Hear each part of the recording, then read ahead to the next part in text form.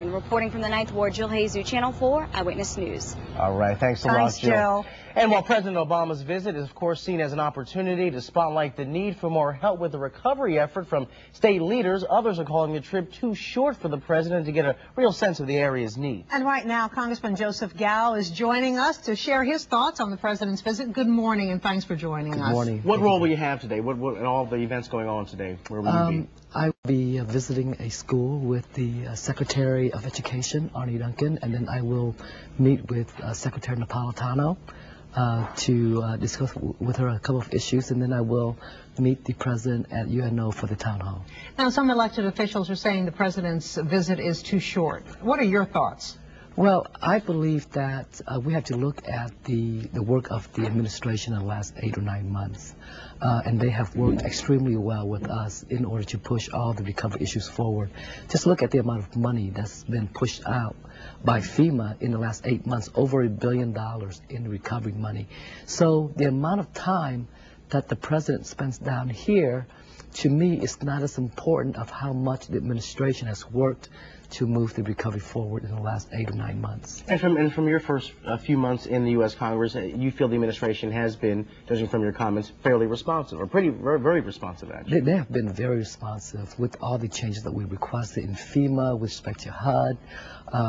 Everything that we have requested so far, they have complied very expediently. So I'm very happy with the work of the administration with us in the last 8 months. What are the priorities of your district right now that you need help from the federal government with? Well, obviously, we always have the issue of crime that we have to contend with. Health care is always an issue. Charity Hospital, Methodist Hospital, and we have economic development, coastal restoration. So you name it, we need it. So whatever they can provide to us, we'll be very grateful to have. And obviously, it's a long list of needs and projects that we have to really kind of get the city back on solid ground again. But if there's one thing you hope the president leaves here today understanding, what would that one thing be? I believe the one thing I would like the president to know is the ability of our city to recover, the vitality of our people, the ability of all of us working together to push all of our recovery process. But in terms of a specific project or overarching goal, coastal restoration, education, crime, infrastructure, what would you like to see the administration get behind in words and in money? I believe that we need to shore up our levees, to strengthen our levees, to restore our coast, because if we cannot feel secure, then it's going to be very hard for us to do anything else. And very briefly, health care, a major issue right now. Where do you stand on that? Would you be in favor of a health care reform that included a public option? I will.